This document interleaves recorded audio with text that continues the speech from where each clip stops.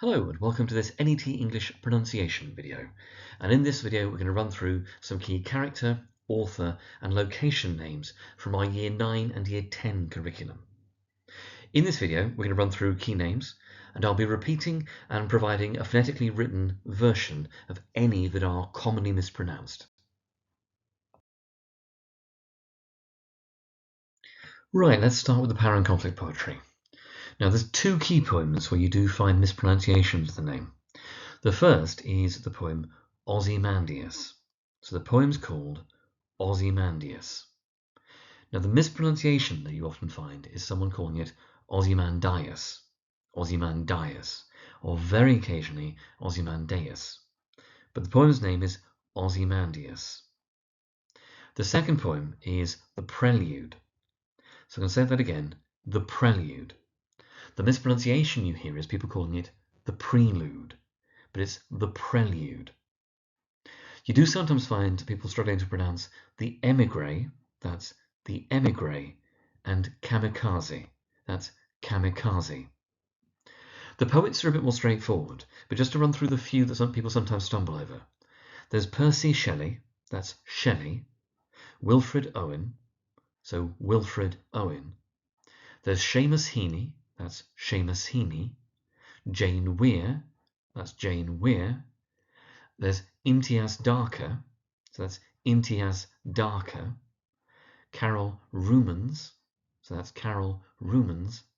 And there's John Agard, so that's John Agard. Right, let's turn to Macbeth now. There's a range of characters in Macbeth whose names are worth clarifying. These aren't often mispronounced, but there are a couple of characters also where there are several possible interpretations in terms of how to pronounce their names. So of course we have our protagonist, Macbeth, sometimes Macbeth, also valid. We have got Malcolm, that's Malcolm.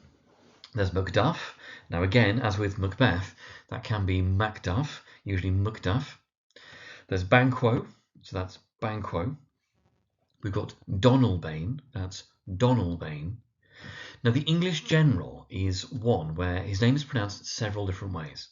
So it can be Seward, so Seward. It can be Seaward, so Seaward. And sometimes Seward, Seward. All three are absolutely valid. The one that's less valid is Syward, which you occasionally come across.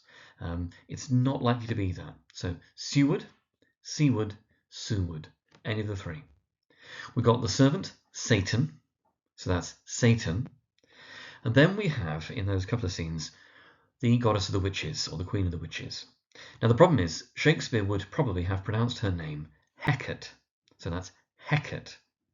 But actually, in terms of how her name is pronounced more generally, in terms of mythology and culture, it's Hecate, Hecate, or actually, if we turn to the Greek, it's Ekate or Ekate. So Hecate is usual, Hecate is completely valid, Hecate is also absolutely valid, and if we are being Greek, Ekate or Ekate. And then, of course, we have the three random thanes, Menteith, Caithness, and Lennox. Now, place names in Macbeth are also worth quickly turning to. We have, of course, got Glamis, that's Glamis, and we have Corda, that's Corda. Now, Glamis, because it's spelt with an I, is sometimes mispronounced as Glamis. It doesn't really hurt anyone, but it is actually Glamis. And Corda is sometimes pronounced Cawdor by people, but Corda is actually more standard.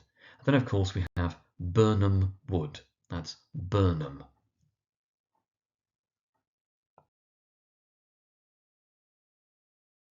Most of the names, again, in A Christmas Carol are fairly straightforward. We'll run through a few just to be clear. Now, the main character is called Ebenezer Scrooge. So that's Ebenezer Scrooge. Ebenezer Scrooge.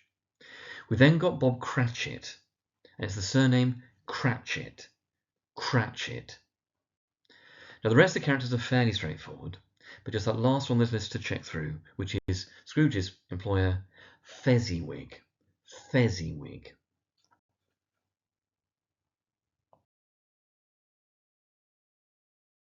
Now, for an Inspector Calls, the majority of the character names are fairly straightforward.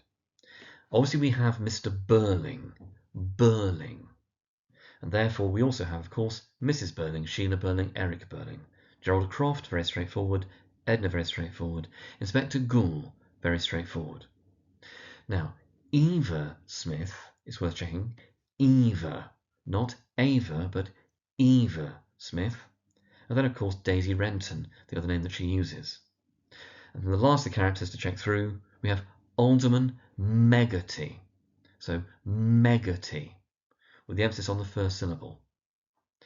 Now, the author's name is J.B. Priestley, so the surname is Priestley. The place it's set is called Brumley, so that's Brumley. And the shop in which Eva Smith finds work is called Millwoods. Millwoods. Although if it's pronounced as Millwoods, that's also kind of understandable. But it's Millwoods.